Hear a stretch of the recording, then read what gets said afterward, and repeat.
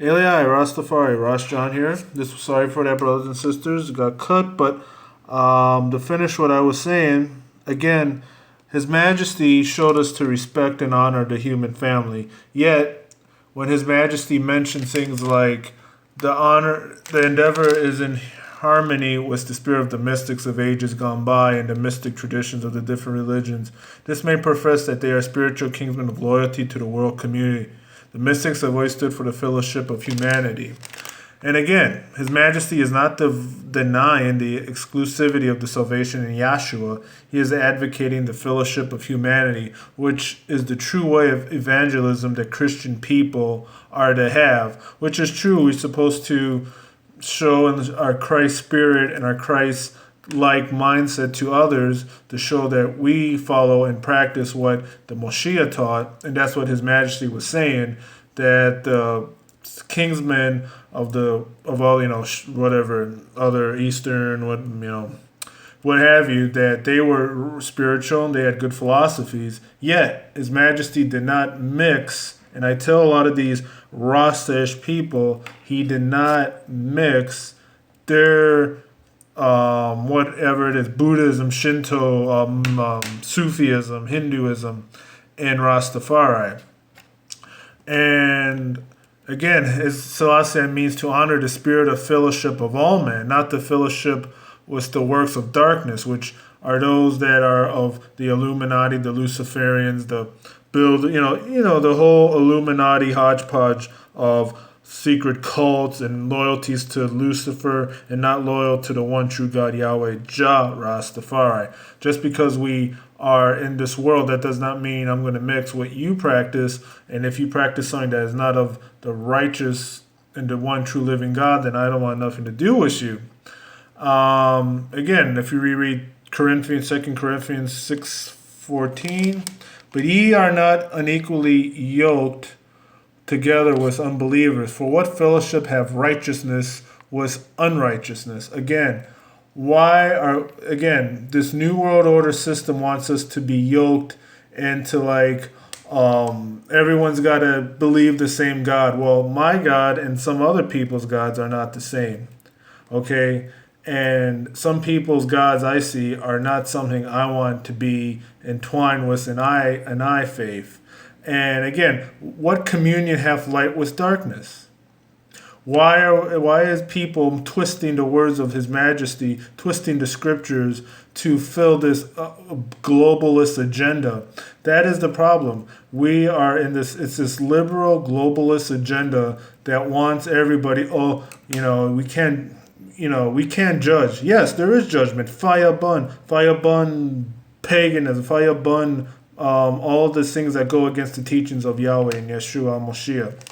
And and let me just finish this point. Christ received gifts from the Chaldean Magi after His nativity in Bethlehem and walked with the Samaritans. Christ also spoke with the pagan Romans. It did not mean He allowed their idolatry, yet He did heal them and bless them with His power. The Son is in fidelity to the Father as the Father has fidelity to the Son. Jah cannot deny Himself. So, I really want to open up the discussion because there are ones mistaking Abba Janoi's utterance and words for globalist philosophy. Rastafari are world citizens because the whole world is the Lord's and all the fullness thereof. It is the whole world is Jah's and we are His sons and daughters through His grace.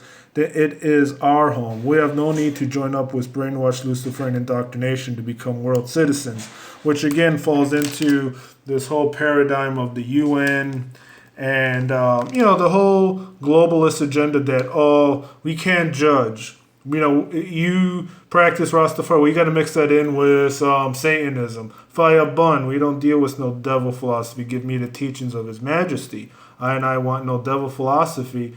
And also I want to point out how His Majesty too, this is interesting, it ties into this.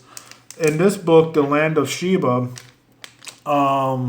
which is an interesting read by Mimi Lafayette. It's a very unique, I think, Italian or French, but it's called In the Land of Sheba. And here you see that Ethiopia under His Majesty did not fall for this whole man on the moon, which is proven to be false.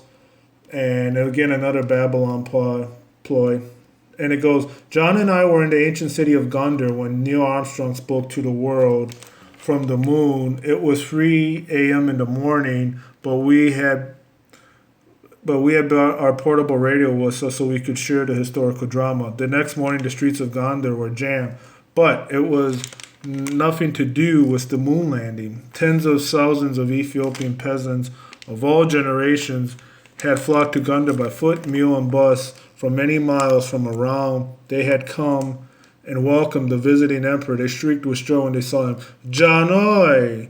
Janoi! Haile Selassie's popular name. Eventually, the moon landing made news in rural Ethiopia, and NASA sent out a man in a spacesuit to lecture in the Ethiopian countryside. Students at one secondary school found the idea of landing on the moon ludicrous and ran the NASA man out of town, bouncing stones off of his space helmet. So again, Ethiopia, under the righteousness of the King of Kings, knew that that whole moonwalk, landing on the moon, it was all false. It was fictitious, and I'll definitely touch more on that in weeks and months to come, because it was a Nazi NASA plot to encourage more spending in arms. And His Majesty here, and I want to conclude with this, burns them all out with this. This is something I got today. The rich powers have passed on from exploiting exploring this earth, and are vying with each other to explore and conquer the moon and the planets. Knowledge is increasing in a bewildering manner. All that is good and wonderful, praiseworthy, but when will it all end? Jah guide all. Bless love.